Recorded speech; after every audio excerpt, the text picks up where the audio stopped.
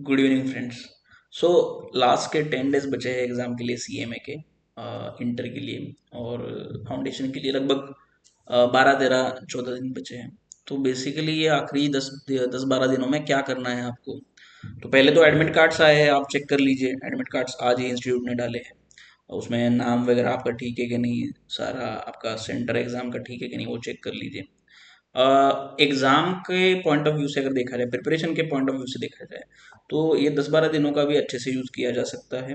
क्या क्या करना है, तो इसमें देखिए आप पहले तो ये 10 12 जो दिन बचे हैं उसमें अगले 2 3 4 दिन आप क्या कर सकते हैं। जिन सब्जेक्ट्स में आप एज पे है, मतलब 40% अगर पासिंग है मिनिमम एक सब्जेक्ट के लिए और ओवरऑल 50% पासिंग है, तो जहाँ पे आपको 35 40 42 43 मार्क्स 45 मार्क्स आए, वहाँ उस सब्जेक्ट को थोड़ा सा और स्ट्रॉन्ग करिए ताकि उसमें 5 या 6 और मार्क, 5 6 7 मार्क और मिल जाए तो आप कंफर्टेबली पास हो सके। क्योंकि ऐसा हो सकता है नॉर्मली जिस सब्जेक्ट में आपको कम मार्क्स आते हैं वो आपको अच्छा नहीं लगता सब्जेक्ट, जो अच्छा लगता है उसमें थोड़े ज़्यादा आ जाते हैं। तो जो सब्जेक्ट अच्छा नहीं लगता अगर उसका पेपर ही मुश्किल आ गया तो क्या करना पड़ेगा, इसकी प्रिपरेशन आपको करनी चाहिए। फॉर एग्जाम्पल मुझे टैक्सेशन बहुत बिल्कुल पसंद नहीं था। सो आई वॉज वरीड अबाउट कैसे मैं टैक्स को हैंडल करूंगा, राइट। तो मैंने अपनी स्ट्रेटेजी बनाई, मैंने ऐसा डिसाइड किया कि मुझे पूरी कंसेप्ट कोई अगर समझ में नहीं आती, बहुत कम कंसेप्ट पूरी समझ में आती है, तो मैं सारा ही पेपर कवर करूंगा और हर प्रॉब्लम में थोड़े थोड़े मार्क्स लूंगा। तो इस तरीके से मेरे को फाइनल में 47 मार्क्स है out of 100 in taxation, that is the lowest mark I got. ठीक है। और जहां जहां पे भी स्ट्रांग आपका एरिया है वहां पढ़ाई चलती रही, प्रैक्टिस चलती रही और बढ़िया मार्क्स आ गए फिर। ठीक है। तो इस तरीके से स्ट्रेटेजाइज करना चाहिए। तो 2 3 दिन अगला जो है आप बिल्कुल फोकस करिए। अगर आपका टैक्स वीक है तो उसको रिकवर करिए, उसके जो जो जो पढ़ा नहीं है उसको चाहे पढ़ने का ट्राई कीजिए, जो कंसेप्ट आपको ठीक से आते नहीं उसको रिवाइज कर लीजिए। ठीक है।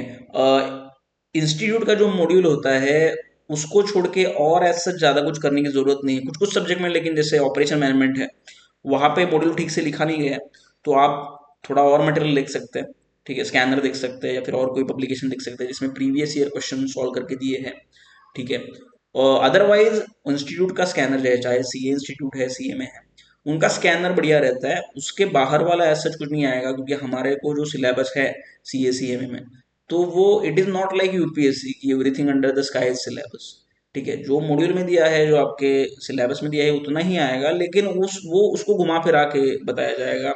सेम क्वेश्चंस आएंगे या नहीं आएंगे, तो उसी वही स्टडी वास्ट है तो उसी को करना है। एनी हो, 2 3 दिन ऐसा स्पेंड किया हमने उसके बाद और एश्योर कर लिया कि हमारा जो वीक सब्जेक्ट्स है उनको हम लोग कंफर्टेबल हो जाए उसमें। सारे एक्सरसाइजेस के मॉड्यूल के जो एक्सरसाइजेस है उनका आपको कवर कर लेना चाहिए। और इंस्टीट्यूट के जो भी मॉक्स है, अभी मॉक्स डाले हैं इंस्टीट्यूट ने, 2 2 मॉक्स है।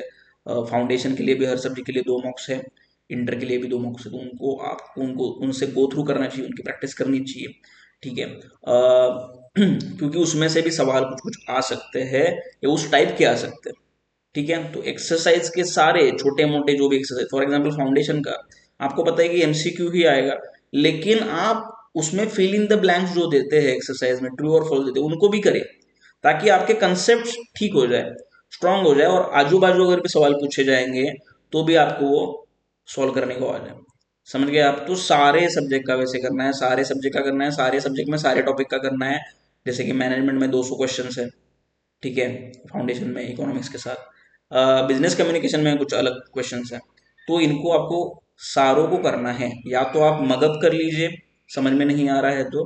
ठीक है, बढ़िया तरीका ये रहेगा कि आपको समझ में आ रहा है और आप आंसर दे रहे हैं, और समझ में आ ही नहीं रहा है तो भाई मगअप करके जाओ। क्योंकि मैं नॉर्मली रट्टा मारना या मगअप करना ऐसे इन चीज़ों को पसंद नहीं करता, बट आखिरी 10 दिनों में अगर आप कुछ मगअप भी कर लेंगे, रट्टा भी मार लेंगे, तो वो याद रह जाएगा, इसलिए ये कर सकते हैं। अदरवाइज पहले से अगर स्टडी कर रहे हैं तो मगअप नहीं करना चाहिए, बट अभी कर सकते हैं। ठीक है। तो ये आपको जरूरी है, सारा एक्सरसाइज कवर करना, सारे मॉक के थ्रू जाना। मॉड्यूल के नोट्स जो भी आपने निकाले हैं, आपके कोचिंग में दिए हैं या फिर आपने खुद बनाए हैं, तो मॉड्यूल के ही नोट्स के थ्रू आप रिवाइज करिए। नोट्स को रिवाइज करना काफी जरूरी है, बिकॉज एमसीक्यू जो आता है ना, जैसे इंटर में 30 मार्क्स के एमसीक्यू में, तो बहुत सारे बच्चे क्या करते हैं 70 मार्क्स का प्रिपरेशन कर लेते हैं, 30 मार्क्स का प्रिपरेशन उनको समझ में नहीं आता कि इसका भी प्रिपरेशन करना होता है। उसका प्रिपरेशन कैसे होता है, इन डेप्थ जिसका कंसेप्चुअल क्लैरिटी है, स्टडी किया है जिसने 1 by 1 मॉड्यूल के सारे कंसेप्ट, ठीक है, उसी को आएगा। उसमें अगर 20+ मार्क्स अगर ले पाए, 18-20+ मार्क्स आउट ऑफ 30, तो आपको easily you will be able to cross 50, ठीक है। और 50 ही आपका टारगेट है, 40 इज नॉट योर टारगेट।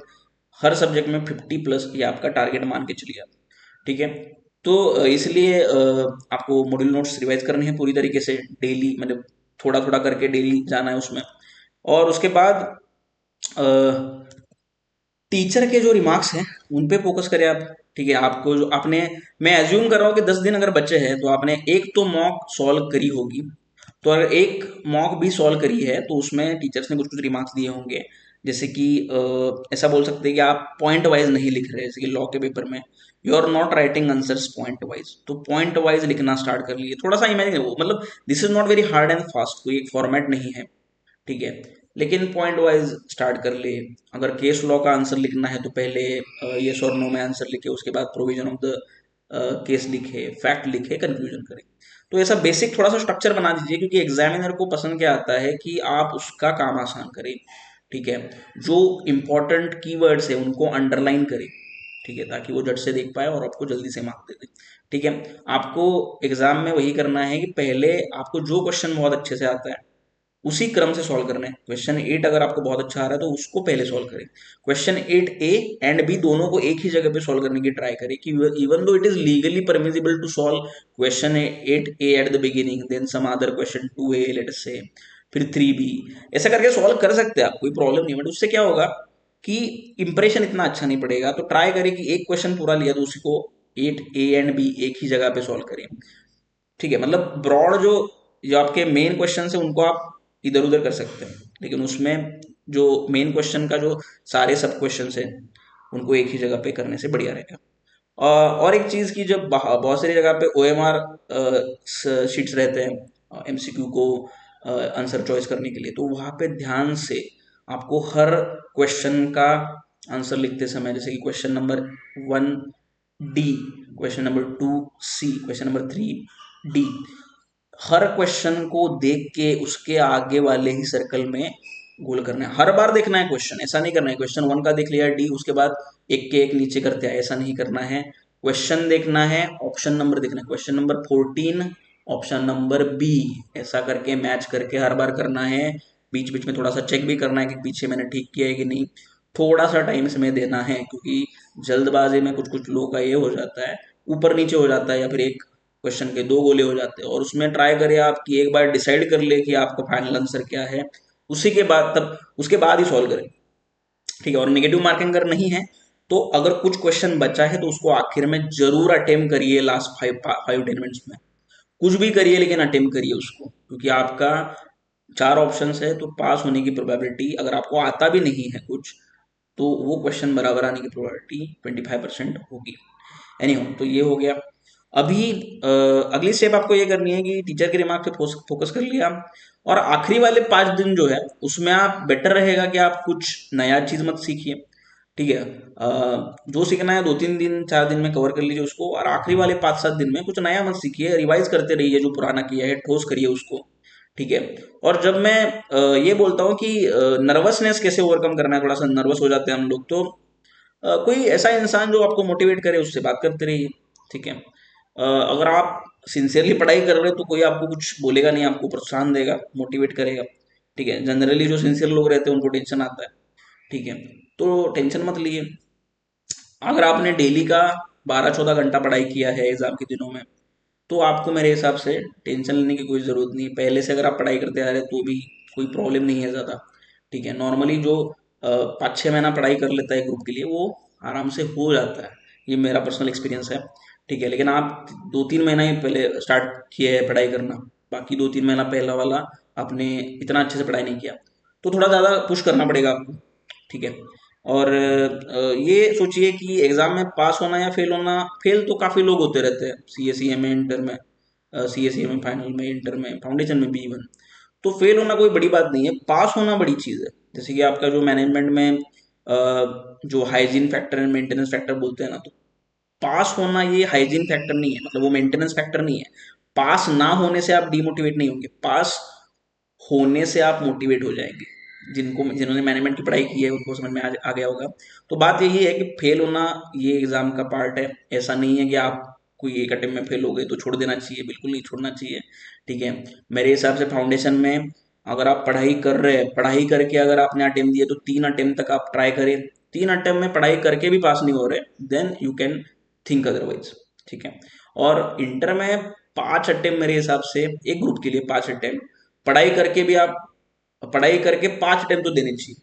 ठीक है, क्योंकि ऐसा कोरिलेशन नहीं है, काफी बच्चे थोड़ा इजीली मुश्किल से पास हुए सीए में, लेकिन बाद में जाके उन्होंने करियर में बहुत अच्छा परफॉर्म किया। तो ऐसा कोई एग्जैक्ट कोरिलेशन नहीं है कि जो बच्चा आराम से पास हो रहा है वो आगे जाके बहुत कुछ बढ़िया कर दे रहा है, ऐसा बहुत कम कोरिलेशन है।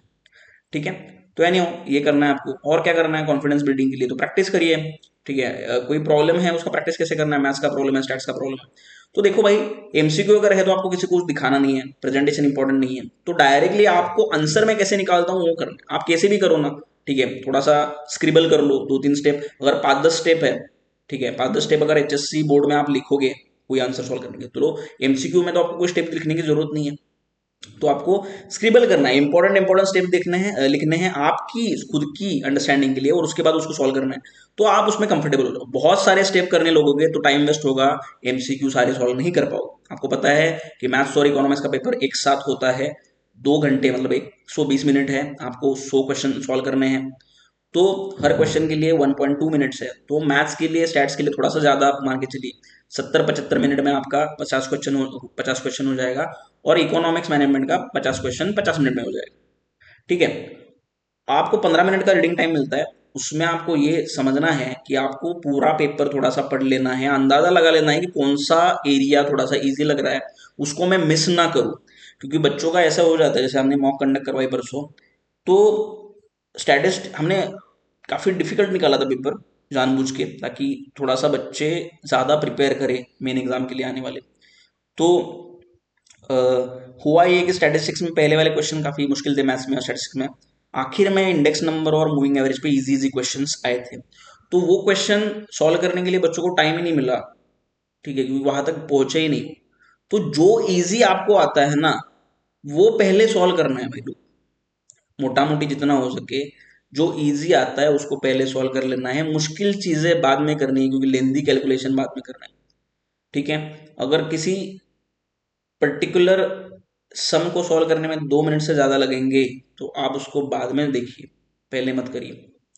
ठीक है, तो इसके लिए प्रैक्टिस करनी पड़ेगी आपको। ठीक है, प्रैक्टिस करिए इन चीजों की, ताकि एग्जाम में आप पैनिक ना हो। कितना भी डिफिकल्ट क्वेश्चन पेपर आए, पैनिक नहीं होना है, क्योंकि आपको पास होने के लिए खाली 20 क्वेश्चंस बराबर होने चाहिए। अगर आप मान के चलिए कि 50 क्वेश्चन का पेपर है, उसमें 20 क्वेश्चन आपको बराबर लाने हैं। अगर 12 क्वेश्चन ईजी तो देंगे वो किसी भी हालत में, 12-13 क्वेश्चन ईजी होंगे, उसमें से आप 10 भी कर लेते ठीक से, तो आपको बाकी जो 35-37 क्वेश्चन है, जिसमें से कुछ मॉडरेट होंगे, आधे मॉडरेट होंगे, लेट अस से 18 मॉडरेट होंगे, 18 डिफिकल्ट होंगे, तो 18 जो मॉडरेट क्वेश्चन है उसमें 6-7 आप निकाल पाएंगे।